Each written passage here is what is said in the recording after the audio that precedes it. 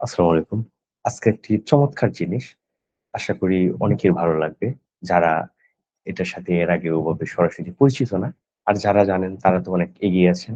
তাদের হয়তো এতটা ভালো নাও লাগতে পারে। বাট আমার মতো যারা একটু গণিতে পরে এটা জানতে পারছি, তারা অনেক মজা পেয়েছি যে এত সুন্দর একটা জিনিস এর আগে কেন এভাবে জানতে পারলাম না।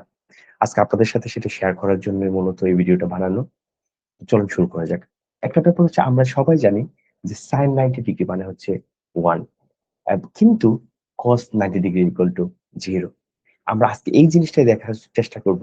কেন sin 90 ডিগ্রি ইকুয়াল টু 1 এবং কেন cos 90 ডিগ্রি ইকুয়াল টু 0। তো চলুন শুরু করা যাক। প্রথমত আমরা এই sin এবং cos এর সময় আমরা যে অ্যাঙ্গেলটা নিয়ে বিবেচনা করি সেটা হচ্ছে এই সূক্ষ্মকোণ।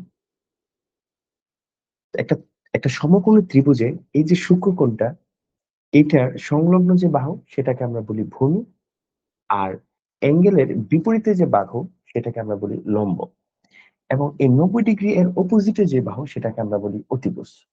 তাহলে আসেন এবার আমরা সাইনের সূত্র কি জানি। আমরা জানি সাইন থিটা ইকুয়াল টু হচ্ছে লম্ব বাই অতিভুজ। এখন একটু একটা জিনিস একটু ভালোভাবে তাকিয়ে দেখেন তো। এখন আমি যদি এই অ্যাঙ্গেলটাকে আস্তে আস্তে বৃদ্ধি করতে চাই, তাহলে আমাকে কি করতে হচ্ছে? তাহলে আস্তে আস্তে আমাকে এই অ্যাঙ্গেলটাকে বৃদ্ধি করার জন্য আমাকে আস্তে আস্তে 90 ডিগ্রি অ্যাঙ্গেলের দিকে সরে আসতে হবে। অর্থাৎ আমার এই ভূমির পরিমাণ আরো ছোট হয়ে আসতে হবে। এখন একটা জিনিস চিন্তা করেন, আমি ধরলাম আমার ভূমি এই এ বি থেকে আমার ভূমি কমে এই ডিবি পর্যন্ত আসলো। এবার দেখেন তো এই অ্যাঙ্গেলটা আগের অ্যাঙ্গেলটা থেকে বড় না? অবশ্যই বড়। এবার আমি যদি অ্যাঙ্গেলটাকে আরো বাড়াইতে চাই, অর্থাৎ আমি আস্তে আস্তে অ্যাঙ্গেলটাকে বৃদ্ধি করে করে আমি 90 ডিগ্রির দিকে ধাবিত হইতে চাই, তাহলে ব্যাপারটা কি দাঁড়াচ্ছে? ধরলাম আমি আরো বৃদ্ধি করতে চাচ্ছি, এবার অ্যাঙ্গেলটা আরো বেশি বৃদ্ধি পাইছে। অ্যাঙ্গেল বৃদ্ধি পাচ্ছে, পাশাপাশি ভূমি কমতেছে। শুধু কি ভূমি কমতেছে? না, এই ভূমি কমার সাথে সাথে আমার অতিভুজের দৈর্ঘ্য কিন্তু আস্তে আস্তে কমে যাচ্ছে। এবার এটা যদি আমি আরো অ্যাঙ্গেল কমাইতে চাই, তাহলে আমাকে আরো কাছাকাছি আসতে হইলো। এবার অ্যাঙ্গেল আরো বেশি বৃদ্ধি পাইছে। এভাবে অ্যাঙ্গেল বৃদ্ধি করতে করতে যখন আমি মোটামুটি 90 ডিগ্রির কাছাকাছি যাইতে চাই, তখন দেখা যাচ্ছে যে আমার লম্বর দৈর্ঘ্য এবং আমার অতিভুজের দৈর্ঘ্য প্রায় কাছাকাছি চলে আসতেছে। এবং এই অ্যাঙ্গেলটা তখনই 90 ডিগ্রি হবে যখন আমার এই অতিভুজ এবং লম্ব একটা আরেকটার উপরে আপতিত হবে।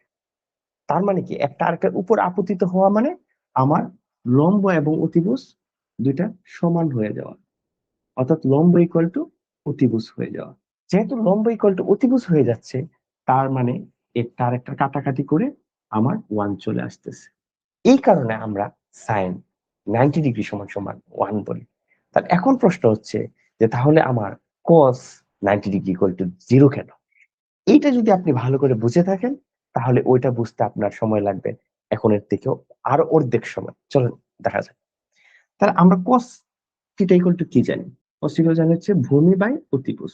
এখন একটা জিনিস ভালো করে দেখেন তো, এই ত্রিভুজটার কথা বিবেচনা করেন আপনি। যখন থিটা ছিল তখন আমার ভূমি ছিল এই এবি। এখন আমার এই অ্যাঙ্গেলটাকে বৃদ্ধি করার জন্য আমি আস্তে আস্তে এই বিন্দুটাকে আমি কার দিকে নিয়ে যাচ্ছি? বি এর দিকে নিয়ে যাচ্ছি। যেহেতু আমি এই এ বিন্দুটাকে আমি বি এর দিকে ধাবিত করতেছি, তাহলে আস্তে আস্তে আমার এই ভূমি কমে যাচ্ছে না? যেমন আমার প্রথমে ছিল ভূমি ছিল এ বি, তারপর ভূমি হইলো ডিবি। এবার যদি আমরা এই বিন্দুটাকে সি চিন্তা করি তাহলে সিবি, আস্তে আস্তে ইবি। আমার ভূমি কমতে কমতে কমতে কমতে একটা সময় কি দেখা গেল?